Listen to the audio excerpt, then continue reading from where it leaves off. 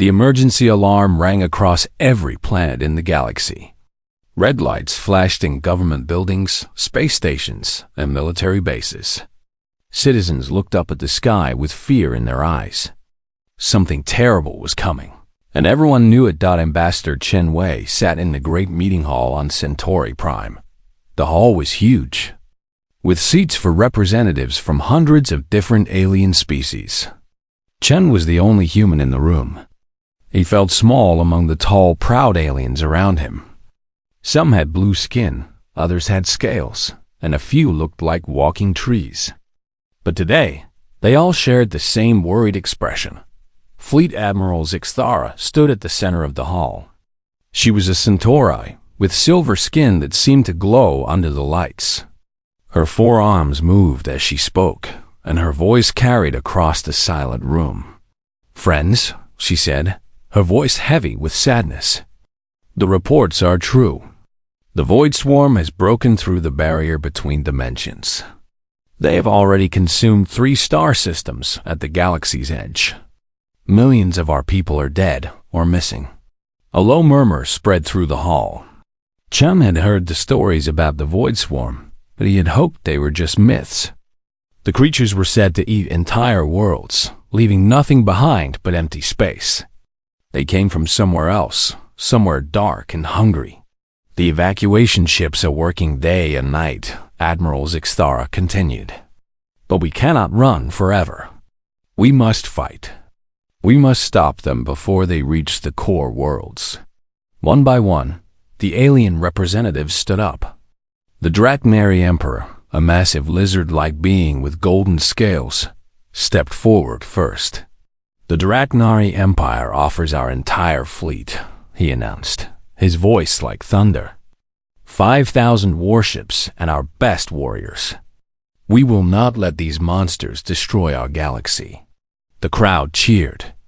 Chun felt a surge of hope. The Draknari were known as the greatest fighters in the galaxy. Their ships were fast and deadly. Next came the Zarian delegate, a creature made of living crystal that sparkled in the light. "The Crystal Cities pledge our defense fleet," it said in a voice like singing glass. 2,000 ships with our most advanced weapons. More representatives stood up. The plant-like Verdani offered their bioships. The Robotic Nexus Coalition pledged their automated fleets. The cat-like Felixians promised their stealth squadrons. Soon, over 20,000 ships had been promised for the war. Chun felt proud as he stood up. Earth might be small compared to these great empires, but humans had always done their part. The human fleet was not the largest, but it was strong and well-trained. "The Earth Federation is honored to join this alliance," Chun said, his voice carrying across the hall.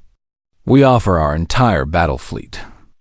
1,500 ships and our most experienced crews. We stand ready to fight alongside our friends." He expected cheers, like the ones that had greeted the other offers. Instead, the hall fell silent. Chun looked around, confused. Many of the aliens were looking down at their seats. Others whispered to each other with worried expressions. Admiral Zixthara cleared her throat. Her silver skin seemed to have lost some of its glow. "Ambassador Chen," she said carefully, We appreciate Earth's generous offer, but perhaps humanity could serve the Alliance better in other ways." Chun frowned. "Other ways? Admiral, our ships are ready for battle. Our crews have trained for years for a moment like this." "Of course," the Admiral said quickly, "but humans have such excellent diplomatic skills. Perhaps Earth could coordinate the refugee efforts or manage supply lines. These tasks are just as important as fighting." The Draknari Emperor nodded slowly. "Yes," he rumbled. "Humans are very good at organizing things. Very efficient." Chun felt a cold anger growing in his chest. "You're saying our ships aren't good enough to fight?" "Not at all," Admiral Zixthara said, waving all 4 of her hands. "Human ships are very impressive. but we have enough firepower already. Really, we do. The Zarian delegate's crystal body chimed softly. Perhaps it would be better if human forces remained in reserve, it suggested. As a backup plan. Chun looked around the room again. Every alien representative was nodding. They all agreed. The humans should stay home. I don't understand, Chun said. We've fought beside you before. We've helped defend against pirates and rebels. Why is this different? Admiral Zixthar's four hands twisted together nervously. This is a much larger conflict, Ambassador. The stakes are higher. We cannot take any unnecessary risks. Unnecessary risks? Chen's voice got louder. What risk? We're offering to help save the galaxy. The room was completely silent now. Chun could hear his own heart beating. He felt like everyone was keeping a secret from him, and he was the only one who didn't know what it was. Finally, Admiral Zixthara spoke again. The Council has made its decision, she said formally. Human forces will remain in Sol System for now. This is for the good of the Alliance. Chun wanted to argue more, but he could see it was no use. The decision was made. Every alien in the room supported it. He sat down slowly, feeling confused and angry. The meeting continued. Battle plans were made. Fleets were organized. Supply routes were planned. But no one mentioned the humans again. It was as if Earth didn't exist. 2 hours later, Chun walked back to his ship. The other ambassadors nodded politely to him as they passed, but no one stopped to talk. He felt like a child who had been told to go to his room while the adults handled the important business done as his ship lifted off from Centauri Prime. Chun looked back at the planet. Soon, the greatest fleet in galactic history would launch from here. They would go to fight the most dangerous enemy anyone had ever seen. And the humans would stay home, keeping Earth safe while others died for the galaxy. Chun didn't understand why, but he had a feeling there was more to this decision than anyone was telling him. The way the aliens had looked when he offered Earth's help. It wasn't just politeness. It was fear. But what could they possibly be afraid of? What secret were they keeping about humanity that even he didn't know? 3 months had passed since the great fleet left Centauri Prime. Captain Sarah Morrison stood on the bridge of the U-East Prometheus, looking out at the stars through the huge windows. Around her ship, the rest of Earth's battle fleet floated in space near Luna Station. 1,500 of humanity's finest warships, all sitting still while a war raged across the galaxy. Sarah was a veteran captain. She had fought pirates in the Outer Rim and defended trade routes from raiders. Her ship was one of Earth's newest and strongest battleships, built with the best technology humanity had to offer. Her crew was trained and ready, but for 3 months, they had done nothing but wait. "Captain," said Lieutenant Torres from his station, "we're getting another transmission from the front lines." Sarah nodded. "Put it on screen." The view screen flickered, and Admiral Zixthara's face appeared. But she looked very different from the confident leader Sarah remembered. The Admiral's silver skin was dull and cracked. Dark circles surrounded her eyes. Her uniform was torn and dirty. "This is Admiral Zixthara to all Alliance forces," the Admiral said, her voice shaking with exhaustion. "We have lost the Kepler sector. All ships are to fall back to the Ross system immediately. I repeat, the Kepler sector has fallen." The transmission ended. Sarah felt her heart sink. The Kepler sector contained 12 star systems and billions of people. How could they all be gone? "Captain," Torres said quietly, "that's the 4th sector we've lost this month." Sarah knew he was right. Each week brought worse news from the front. The Void Swarm was not just winning the war. They were destroying everything in their path. Entire star systems were disappearing from the star maps.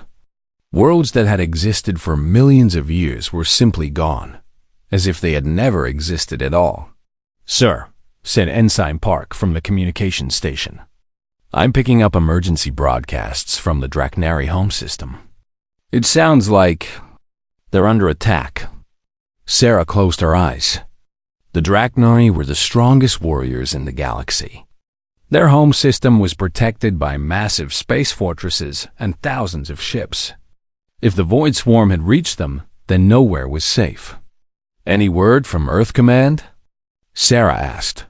"Yes, sir," Park replied. Admiral Chun sent another request to join the fight. The Alliance responded the same way as before. They want us to stay here and coordinate refugee efforts. Sarah felt anger burning in her chest. Ambassador Chen had become Admiral Chun when the war started, taking command of Earth's forces. But what was the point of being in command if you weren't allowed to fight? "Captain," Torres said, looking at his instruments, "I'm reading massive explosions in the Draknari system. The energy signatures they're off the charts." Sarah watched the sensors in horror. The explosions were so big that they could detect them from thousands of light years away. The proud Draknari Empire, which had stood for 10,000 years, was being destroyed in real time. "How many people live in that system?" Ensign Park asked quietly. 50 billion, Sarah replied. 50 billion people who are dying while we sit here doing nothing. The bridge fell silent. Sarah's crew was thinking the same thing she was. They had joined the military to protect people, to fight against threats to peace and freedom. But they were being forced to watch while the greatest threat in galactic history destroyed everything they had sworn to defend. "Captain," Torres said, "there's something else. I'm getting reports that the crystal cities of Zarian 7 have gone dark. All communication is stopped. Another system lost." Sarah thought about the Zarian delegate she had seen on the news broadcasts. The beautiful crystal being who had offered their ship so proudly. Were they dead now? Were their cities nothing but dust floating in space? Her communicator beeped. "Captain Morrison," came Admiral Chun's voice. "Please report to my ready room immediately." Sarah found Admiral Chun staring out the window of his office aboard the command ship. He looked older than he had 3 months ago. The weight of command during a war he wasn't allowed to fight was wearing on him. "Admiral," Sarah said. Standing at attention. Chun turned around. "Sarah, I've been thinking. Our people are dying out there while we sit here playing guard duty for refugees who aren't even coming to Earth anymore." "Sir?" "The refugee convoys stopped arriving last week," Chun explained. "There's nowhere to run to anymore. The Void Swarm is everywhere. So, what exactly are we guarding against?" Sarah felt a spark of hope. "Are you saying we should join the fight?" Chun was quiet for a long moment. "I'm saying I don't understand why we're not already fighting. Every day we wait, more people die. And for what? Because the Alliance thinks we're not good enough to help? Maybe they're afraid we'll get in the way," Sarah suggested. "The Alliance is losing," Chun said bluntly. "They've lost half their fleets. They've lost entire star systems. How could we possibly make things worse?" Sarah didn't have an answer for that. The war reports were clear. The Alliance was being destroyed piece by piece. Their weapons couldn't hurt the Void Swarm. Their tactics didn't work. Their bravest warriors were dying for nothing. "Sir," Sarah said carefully, "are you thinking about disobeying orders?" Chun looked at her for a long moment. "I'm thinking about doing what's right. The question is, are you with me?" Sarah thought about her crew, about the billions of people dying while they sat in safety, about the oath she had taken to defend innocent life wherever it was threatened. "Yes, sir," she said. "I'm with you." Chun nodded slowly. "Good. Pick your best ships and crews. We leave for the front lines in 6 hours." As Sarah left the Admiral's office, she felt both excitement and fear. Finally, they were going to fight. But she also wondered why the Alliance was so determined to keep them away from the war. What were they afraid of? 6 hours later, Captain Morrison's battle group was moving toward the war zone. 50 of Earth's best ships, ready to prove themselves in battle. But they didn't get far. 3 alien cruisers dropped out of hyperspace directly in front of them. They were Alliance ships, sleek and fast. Their weapons were powered up and pointed at the human fleet. Earth ships came a transmission from the lead cruiser. You are ordered to return to Sol System immediately. You do not have authorization to enter the combat zone. Sarah felt her anger return. This is Captain Morrison of the UES Prometheus. There's a war going on. People are dying. We're going to help. Negative, Earth ship. Your orders are to remain in your home system. Turn around now, or we will be forced to escort you back. Sarah looked around her bridge. Her crew was waiting for her decision. She could fight the Alliance ships, but that would make Earth an enemy to the very people they were trying to help. Or she could turn around and go back to waiting while the galaxy burned.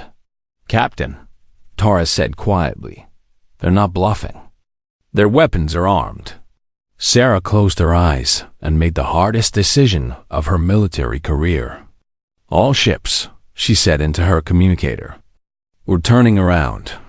As the human fleet headed back to Earth, Sarah stared out at the stars and wondered what secret the Alliance was keeping. Why were they so afraid to let humans fight? What did they know that humanity didn't? The answer, she realized, might be more terrifying than the war itself. Admiral Zixthara sat alone in what remained of her command ship. The bridge was dark except for the red emergency lights. Half her control panels were broken, and the air tasted of smoke and burnt metal. Through the cracked window, she could see the wreckage of her once mighty fleet floating in space, her 4th command ship in 3 months. The first 3 had been consumed by the Void Swarm, along with most of her crews. Now she commanded fewer than 30 ships from the thousands that had started this war. The Alliance was dying, and she was running out of options. The Admiral called her communications officer, a young Centauri whose silver skin had turned almost gray with stress. We're getting another distress signal from the Zarian home system. Zixthara closed her 4 eyes. She didn't want to hear it. The crystal beings had been sending desperate calls for help for days, but there was nothing left to send. Every ship that could fight was either destroyed or running for its life. Sir, the officer continued, they're saying the void creatures have entered their atmosphere. The crystal cities are. They're screaming, sir. Zixthara felt something break inside her chest. The Zarian were an ancient race, older than most species in the galaxy. Their cities were works of art that had taken thousands of years to grow. And now they were being eaten alive by monsters from another dimension. Cut the transmission, she ordered quietly. But sir, they're asking for help. I said cut it. Zixthara's voice echoed through the damaged bridge. We can't help them. We can't help anyone. The communications officer's hand shook as he turned off the signal. The bridge fell silent, except for the hum of damaged equipment and the distant sound of something grinding against the ship's hull. Even their life support was failing. Zixthara stared at the tactical display showing the advance of the Void Swarm. Red markers covered half the galaxy now. Each marker represented a dead star system, billions of lives extinguished. The creatures were unstoppable. Every weapon the Alliance had tried simply made them stronger. Every strategy failed. Every brave sacrifice was meaningless. Admiral, her intelligence officer said hesitantly, there's something else. We've been getting messages from Earth. The humans are requesting permission to join the fight. Again. Zixthara felt a chill run through her body. The same answer as before, she said quickly. They must remain in reserve. But sir, with respect, we're losing everything. Maybe it's time to... No. Zixthara stood up so fast that she knocked over her chair. The humans stay where they are. That's final. The intelligence officer looked confused. I don't understand, sir. Why are we refusing help when we desperately need it?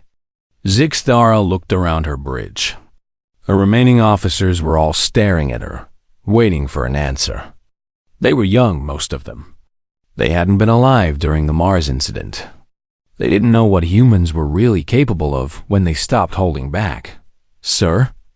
The intelligence officer pressed. The humans have good ships and trained crews. What harm could they do? Zixtara was quiet for a long moment. Then she walked to her command console and entered a security code that she hadn't used in 67 years. The screen flickered and a message appeared. Access to classified archives. Authorization required. She pressed her palm to the scanner and spoke her name and rank. The computer thought for several seconds, then displayed a single file. Mars incident minus classification. Never again.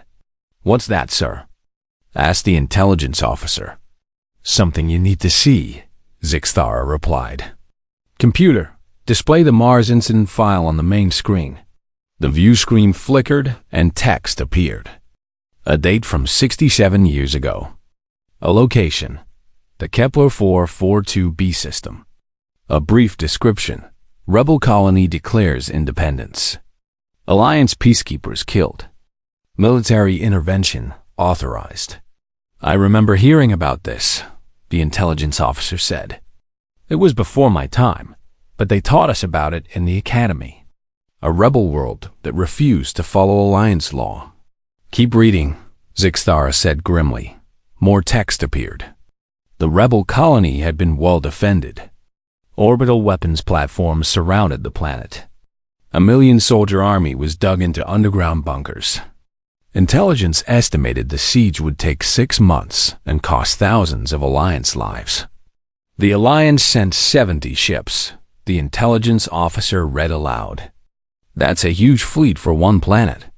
And one human ship, Zixtara added quietly. The file continued. The Alliance fleet had arrived at Kepler 442b and begun siege preparations. Diplomatic channels were opened. Surrender demands were transmitted.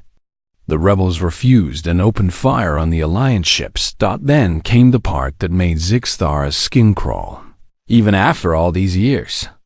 Time index 14 hours 23 minutes and 7 seconds. The file read. Human vessel USRS begins. What did it do, sir? The report just says, localized space-time adjustment. Zixtara's 4 hands were shaking. Keep reading. Time index 14 hours 23 minutes and 34 seconds. All rebel orbital platforms report system failures. Ground-based weapons offline. Communication lost with planet surface. The intelligence officer paused, frowning. That was fast. What kind of weapon could disable an entire planet's defenses in 27 seconds? Keep reading, Zixtara whispered. Time index 14 hours 50 minutes and 15 seconds. Visual confirmation. Planet Kepler 442b no longer exists. 12 moons also missing. Only debris field remains. Investigating cause. The intelligence officer stopped reading and stared at the screen. That can't be right. A planet can't just disappear. Zixtara activated the video file. The main screen showed space where Kepler 442b had once been. There was no planet. No moons. Just an expanding cloud of dust and gas where a world had existed minutes before.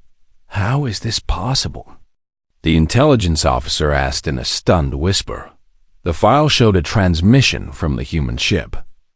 The captain appeared on screen, a middle-aged woman with calm, dark eyes. She looked completely normal, like any other human Zixtara had ever met. But what she said next had changed galactic history forever. This is Captain Rodriguez of the UES Ares, the woman said in a matter-of-fact voice. Threat neutralized. Rebel forces eliminated. Awaiting further orders. Eliminated? The intelligence officer stared at the screen. She destroyed an entire planet with 1 million people in 27 minutes. Zixthara nodded slowly. And when asked how she did it, do you know what she said? The file showed another transmission. An Alliance commander asking the human captain to explain what had happened. Captain Rodriguez looked puzzled by the question. We adjusted the local quantum field to increase entropy, she said, as if explaining something simple. The planet and its moons were converted to their component particles. Standard procedure for threat elimination. The Alliance commander's face went white. Standard procedure? He stammered. You destroyed an entire world. Captain Rodriguez nodded. Yes, sir. The rebels were threatening Alliance peace. We removed the threat. She paused, then added, Would you like us to restore the planet? We can reconstruct it from the quantum echoes if needed. The file ended there.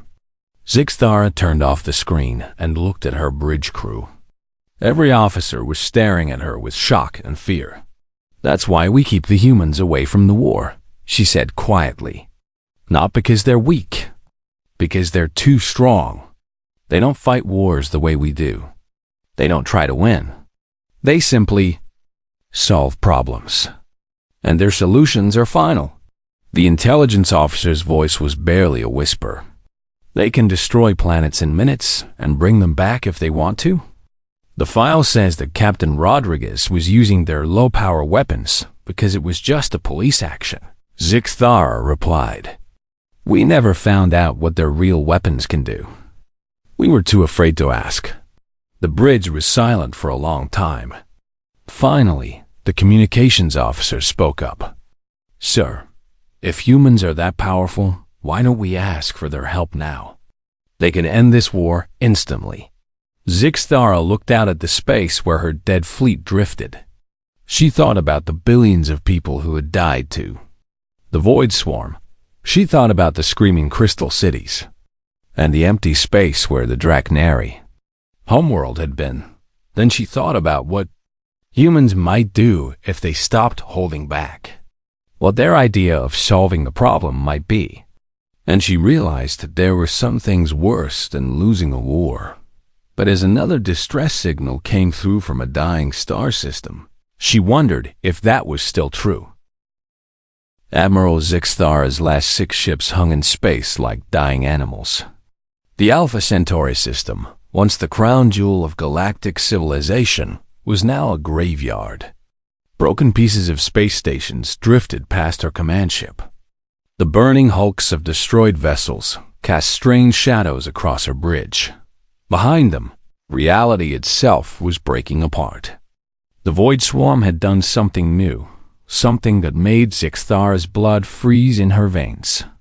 They weren't just consuming matter anymore. They were eating space itself, creating tears in the fabric of the universe. Through those tears, she could see nothing. Not darkness. Nothing. The complete absence of everything. Status report, she ordered, though she already knew what her officers would say. Weapons offline, sir, reported her tactical officer. Engines at 15%. Life support failing. The young Centauri's silver skin was almost black with stress. We have maybe 6 hours before a complete system failure. Communications? Zixthara asked. Intermittent contact with 3 other ships in the fleet. The communications officer replied. The others are gone. Gone. Such a simple word for the complete destruction of everything they had fought to protect. The Alliance was dead. The great civilizations that had stood for thousands of years were extinct. Soon, even the memory of their existence would be consumed by the spreading void. Any word from the outer colonies? Zixthara asked, though she knew the answer. Nothing, sir. The last transmission was from New Titan Base 18 hours ago. They reported void signatures approaching, then. The officer's voice trailed off. Zixthara closed her 4 eyes and tried to think. She had been a military commander for over a century. She had fought in dozens of conflicts, led fleets through impossible situations, found victory when defeat seemed certain. But this was different. This wasn't a war that could be won with tactics or courage or superior firepower. This was extinction, pure and simple. "Admiral," the sensor operator called out, his voice tight with fear. "The void tiers are expanding again. They're moving towards Sol System." Zixthara's eyes snapped open. Sol System, Earth, the one major world that still existed, because she had kept the humans safely away from the fighting. In 18 hours, maybe less, the void would reach them too. And then the last intelligent species in the galaxy would die, along with everything else. Her communicator beeped. "Sir, we have an incoming transmission from Sol System." "On screen," Zixthara ordered. The main display flickered, and Captain Sarah Morrison's face appeared. The human looked calm and determined, but Zixthara could see the steel in her eyes. Behind Morrison, through the bridge windows of her ship, stretched an impossible sight. The human fleet. Zixthara had seen images of Earth's military before, but this was different. The ships seemed to go on forever, stretching back into space until they disappeared into the darkness. Each vessel was larger than anything in the Alliance Navy, their hulls covered in strange patterns that seemed to shift and move in the light. There were thousands of them, maybe tens of thousands. "Admiral Zixthara," Captain Morrison said formally, "our sensors show the void signatures approaching Earth. We estimate 18 hours until they reach our outer defenses." "Captain Morrison," Zixthara replied, fighting to keep her voice steady. I regret that the Alliance was unable to stop the threat before it reached your system." Morrison nodded. "You did your best with the tools you had. But now it's time for a different approach." She paused, and her expression became deadly serious. "I'm formally requesting permission for human forces to engage the Void Swarm." Zixthara felt her heart skip a beat. After everything she had seen in the Mars file, after years of keeping humanity safely contained, here was the moment she had dreaded and hoped would never come. "Captain," she said carefully, "you understand what you're asking? The void entities aren't like anything we faced before. They adapt to every weapon we use. They consume everything they touch. Even if your ships could fight them, what makes you think?" "Admiral," Morrison interrupted gently, "with all due respect, we're not asking if we can fight them. We're asking for permission to solve the problem." The way Morrison said, "solve the problem," made Zixthara's skin crawl. It was exactly the same phrase Captain Rodriguez had used 67 years ago, right before she had made an entire planet disappear. "Captain, I need you to understand," Zixthara said desperately. "The Alliance kept your people away from this war for reasons that go beyond military strategy. There are concerns about human methods." Morrison's expression didn't change. "You're talking about the Mars incident." Zixthara was so surprised she nearly fell out of her chair. "You know about Mars?" "Of course we know," Morrison replied matter-of-factly. Captain Rodriguez filed a complete report. "Though we learned from that experience, our current procedures have much better precision controls." Better precision controls. Zixthara thought about Captain Rodriguez, casually offering to reconstruct the planet she had just destroyed. What did better precision mean to beings who could treat entire worlds like toys? "Captain Morrison," Zixthara said, her voice shaking, "what exactly are you planning to do?" Morrison was quiet for a moment. "I'm planning to save the galaxy, Admiral. But I need to know, are you going to let our worlds burn to keep your hands clean?" Zixthara looked around her dying bridge. Her officers were staring at her, waiting for her decision. Outside, reality continued to tear apart as the void approached. Behind Morrison, the human fleet waited with infinite patience, like a gun loaded but not yet fired. She thought about all the species that had already died. The proud Draknari warriors. The beautiful crystal cities of Zarian. Billions upon billions of innocent lives, consumed by an enemy that couldn't be reasoned with or defeated by conventional means. Then she thought about the Mars file, about what humans considered standard procedure for threat elimination, about technologies that could destroy planets and bring them back on a whim, about what might happen if humanity decided the entire galaxy needed to be solved. But as another section of space vanished into nothingness behind them, Admiral Zixthara realized something important. She was going to die in the next few hours anyway. Her civilization was going to die. Everything she had ever known or loved was going to be consumed by the void. What did it matter anymore if humanity's cure was worse than the disease? "Captain Morrison," she said quietly, "I hereby authorize human military intervention in the galactic crisis. Full engagement is approved." Morrison nodded once. "Thank you, Admiral. Human forces will begin operations immediately." She paused, then added something that sounded almost like an apology. "You might want to move your remaining ships to a safe distance. Minimum 50 parsecs from our operational area." 50 parsecs? Zixthara stared at the screen. That was an enormous distance. "Captain, what are you planning to do that requires that much safety margin?" Morrison's expression became unreadable. "We're going to fix things, Admiral. Please maintain your distance, and—" She hesitated for just a moment. "We're sorry it came to this. We really hoped it wouldn't be necessary." The transmission ended. Zixthara stared at the blank screen for a long moment, wondering what she had just unleashed upon the galaxy.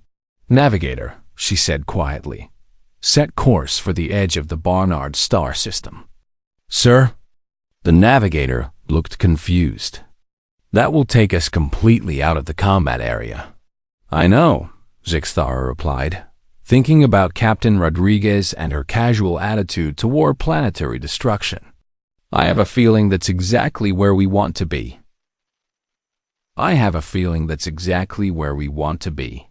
As her ship limped away from the approaching darkness, Admiral Zixthara wondered if she had just saved the galaxy or doomed it. With humans, she was beginning to realize there might not be a difference. Captain Sarah Morrison stood on the bridge of the U.E.'s Prometheus and watched the darkness approach.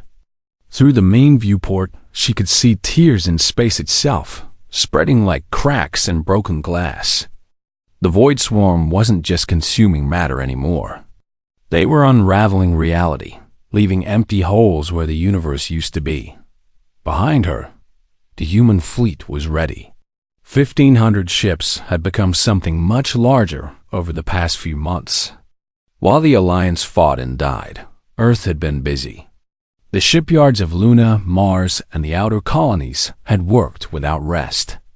Now 50,000 human vessels filled the space around Earth, each one built with technologies that most species couldn't even imagine.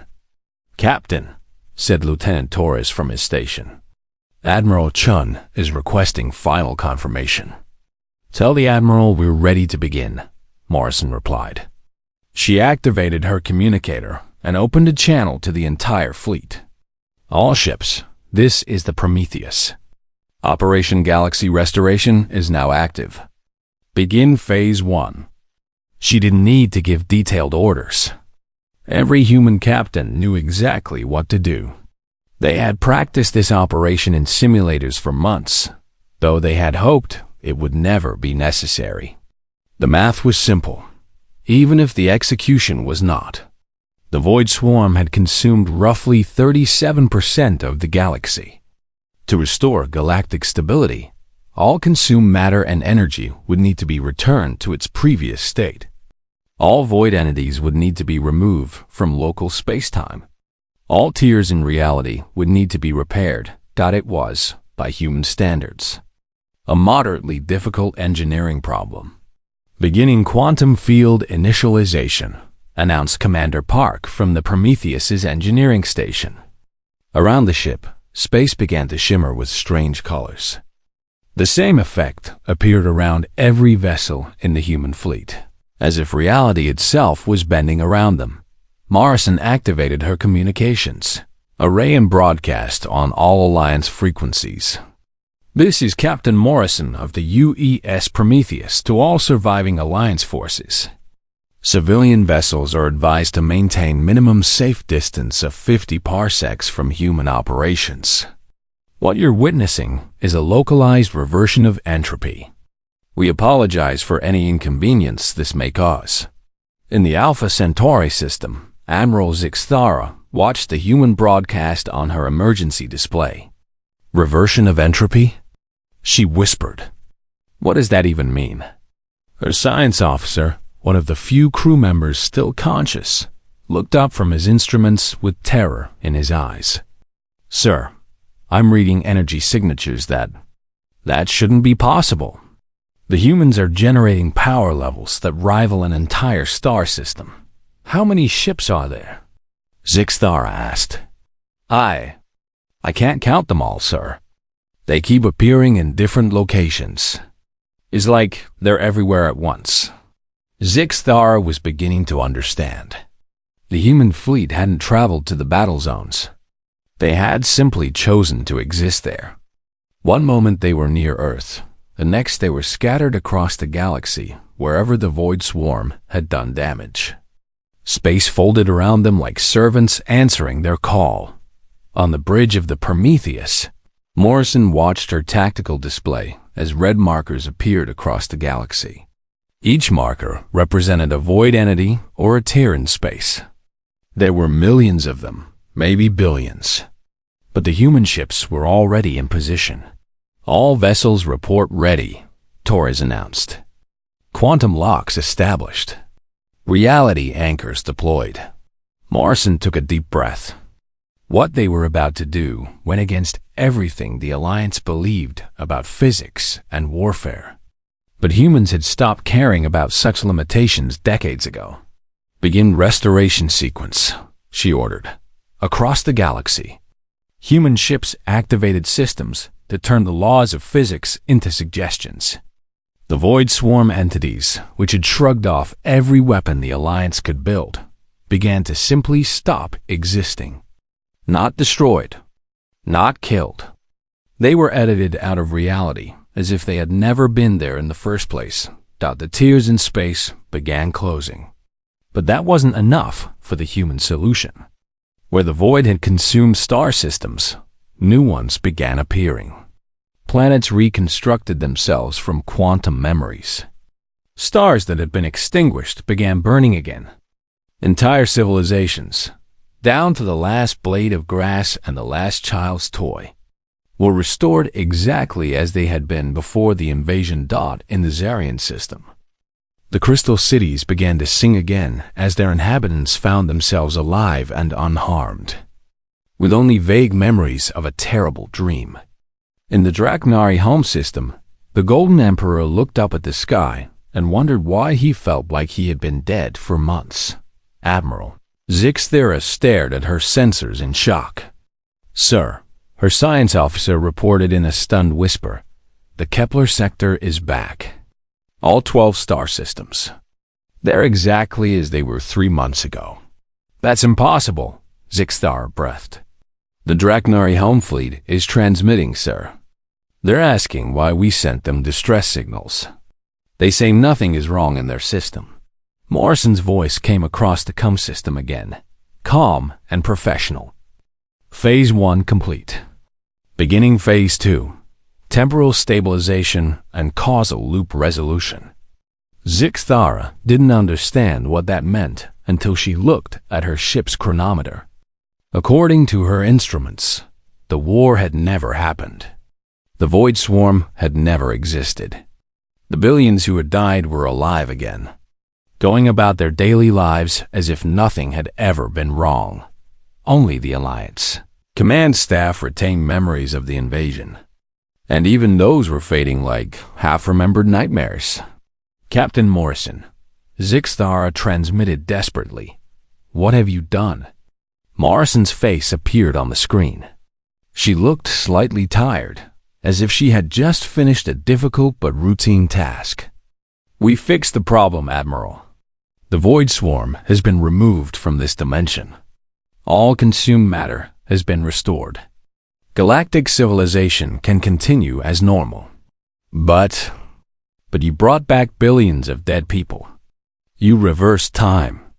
You restored entire star systems that were completely destroyed." Morrison nodded. "Yes, that's correct. Our temporal engineers had to be very careful with the causal mathematics. We didn't want to create any paradoxes." "How?" Zixthura's voice was barely a whisper. "How is any of this possible?" Morrison looked genuinely puzzled by the question. "Admiral, we've been manipulating quantum foam for over 80 years. Basic matter-energy conversion has been standard since we figured out how to stabilize vacuum fluctuations. Did you think we were still using chemical rockets and nuclear weapons?" Zixthara thought about the Mars incident, about Captain Rodriguez saying that destroying a planet was standard procedure, about the casual way she had offered to bring it back. "The Mars incident," she said slowly. "Captain Rodriguez said that was low-power weapons." Morrison's expression became slightly embarrassed. "That was actually an accident.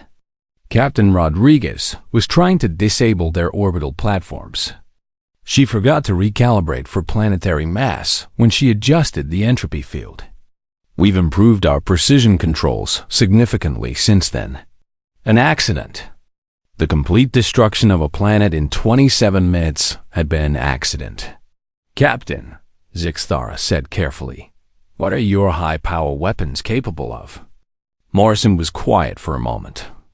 "Admiral, we could rebuild the entire galaxy from scratch if we needed to. We could create new dimensions if this one became uninhabitable. We could make stars dance or reverse the flow of time itself." She paused, then added quietly, "That's why we prefer to stay out of everyone else's wars.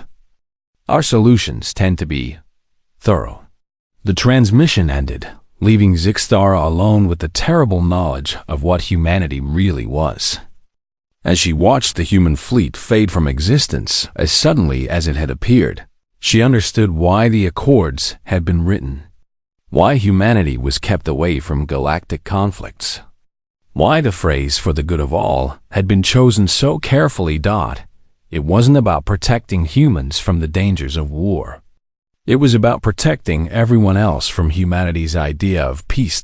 Her communications officer, who looked confused and couldn't quite remember why they were in a damaged ship in empty space, reported that they were receiving a priority transmission from Centauri Command.